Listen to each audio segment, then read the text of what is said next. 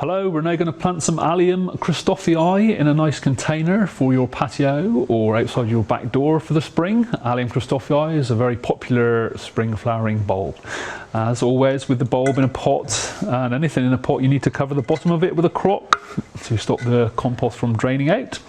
And we're going to add the compost, which is 1 part grit, 3 parts multi-purpose compost, in the bottom of the pot to plant your alliums.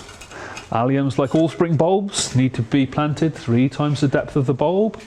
So that's one allium, that's another depth, and that's where the allium needs to be planted. So not all the compost is needed in the bottom of the pot for the allium to be planted at the right depth.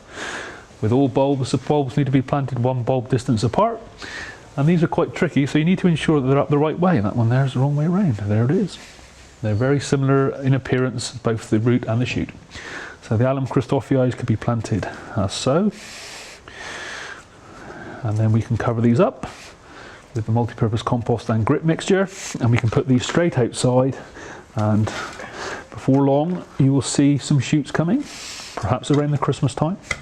And then in the early spring you will see the allium flower buds bursting through the top of the pot and growing for a nice display on your patio in the spring.